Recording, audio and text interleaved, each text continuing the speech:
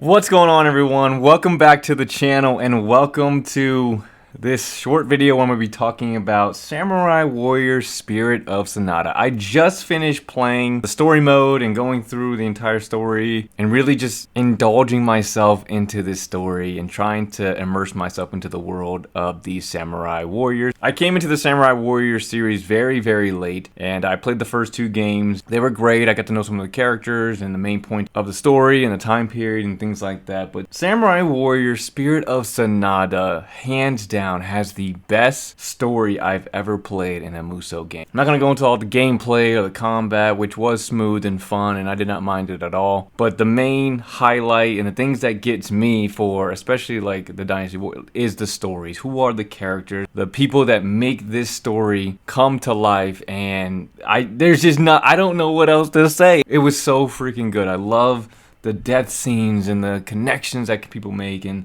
the hard choices and the twists and the turns and the relationships that these characters were building with each other, and it was just it was amazing. I have really never felt this way about a Musou game. It was one of the most in-depth, amazing stories to follow along with, and I enjoyed every bit of it. There's a couple things within the game that I found a little bit off, but as I do more research, maybe I will understand them a little bit more. The years of separation between some of the main characters, I did not really understand. Maybe they were following along with the history of what actually happened. I'm not too sure about that just yet. I have to really dig and research to understand the history and the time period. I know that, Nobunaga is the one that starts it off. Hideyoshi Toyotomi is the one that eventually unites the land, and then Ieyasu is the one that is known as the main uniter. But with the characters themselves, Yukimura Sanada and his brother, his father, his apparently his romantic interests, Lady Cha-Cha. I wish they would have done more with that, but maybe it was more historical to have them so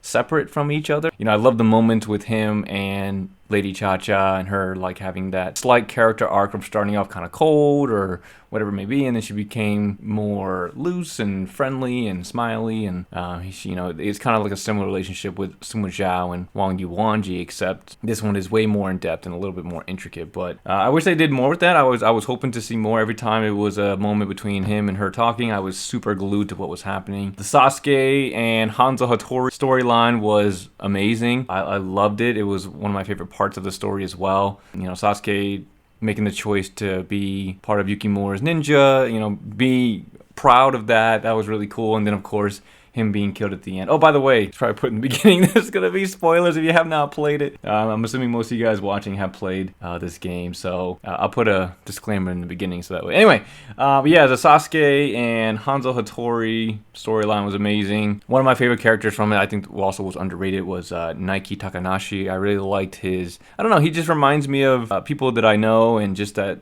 undying support and the way he went out as a warrior. I was really keen to that. And then Yukimura Sanada's death, I saw it coming. I had a feeling it was coming. I was wondering how they were going to do it. I would have liked to see how Yukimura Kunoichi would have responded to the death of Sasuke. I was waiting for that, but I did not get a chance to. I don't think they really addressed it. I think they kind of just oh, he'll show up when, it's time. Nobuyuki's reaction to Yukimura's death was really cool. I wish they gave more what happened with Kunoichi after that. Did she just disappear? Lady Cha-Cha going the way of her father was really cool. It was an amazing story from start to finish, from they were little kids, and when I was playing with him as a little kid, I was like, when does he get bigger? When does he get bigger so I can, use him and play as him? It was a hell of a story. It was a hell of a ride, and I enjoyed every minute of it. I enjoyed every minute, even the little side missions or whatever it was, the filler parts to, connect everything together. I didn't mind it. I really hope Dynasty Warriors does something like this eventually. Maybe the new game will be the start of that. Maybe they'll have something similar with our created character or whoever that is supposed to be in the trailer of that game. But this game, hands down, is the best story I've ever played. No Dynasty Warriors games comes, and I love the Dynasty Warriors. I love the Dynasty Warriors series and the story and the characters and everything around them. But this game is making me want to fully dive into these Samurai Warriors characters and figure out who they are, who's the strongest, all that stuff. Everything I do with Dynasty Warriors, this game has made me feel about Samurai Warriors. I want to jump in. I want to learn. So we're going to be doing that as quickly as we can. I played the first 2 games. I'll probably run them back because it's been a while since I played them. I'm going to get Samurai Warriors 4. I don't know about 3 and 5. 3 and 5 are a little iffy. The only problem with Samurai Warriors is the placement of the game. So the Samurai Warriors 3 can only be played on a Nintendo game, I'm pretty sure, right? Or maybe it can be emulated or picked up in the PlayStation Plus. I'm not too sure about it. And then Samurai Warriors 5 is a reboot of the series, which is completely different from the characters that are introduced to us up until that game. So I don't know the validity of including that. I'll look into it. If you guys know, if you guys are much more accustomed to the games and how they were built, let me know. But I know Samurai Warriors 5, from what I know, is a soft reboot. So is it even worth trying to bring them in for analyses and comparisons? I would definitely like to know that. So if anyone knows, please let me know down below. But I am so excited to finally dive in fully into the Samurai Warriors games. I enjoyed Samurai Warriors 1 and 2. If you guys haven't seen the reviews for that, go ahead and check them out. My reaction to them. Samurai Warriors 2 had a great story and learning about all the characters, and I think I need to play Samurai Warriors 4 because there's some characters in here I didn't really know, and with Samurai Warriors it's hard to tell which characters are the actual like playable important characters because every character looks so different from each other that even the NPCs kind of have like a different look to them, and I'm not really sure who are the important people I'm supposed to be paying attention to besides like the main characters. So I'm gonna dive in, probably get Samurai Warriors 4, play that, get that feel for that, and then move from there. But yeah, Spirit of Sanada is the #1 Musou story game I've ever played. It was absolutely, I loved all the twists and turns. I love all the little intricacies, man. The character developments, the arcs that some of these characters went on were absolutely amazing. Yukimura's father at the end, I didn't mind his end. I think that's a fitting end for that kind of a character. He did the best that he could for his family, and then kind of just was accepting of the way things ended for him. So when Nobuyuki decided to go against his father and brother, I was like, what? That's crazy. I thought it was going to be Nobuyuki that killed Yukimura.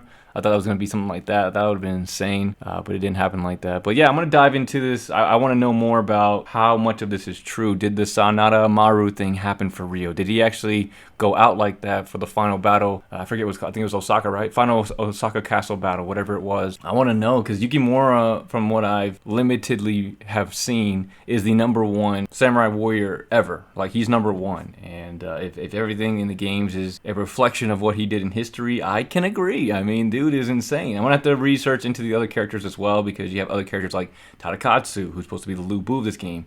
Inamasa is supposed to be pretty good. Katsui Shibata is supposed to be pretty good. Masanori Fukushima, right? And in the games, he's kind of like that guy from Hunter x Hunter. He reminds me of, I forgot his name, but you know, he's got a very interesting personality. His buddy, Kiyomasa Kato is supposed to be among the strongest as well. But yeah, that's all I had. Very short, quick video. Just wanted to talk about it real quick while it was fresh on my mind. Absolutely beautiful game, and the story just 10 out of 10. That's a 10 out of 10 story. Just absolutely beautiful. They do something like that with Dynasty Warriors, that would be amazing, and I hope the new game does that. Anyway guys, that's all I have for the video here.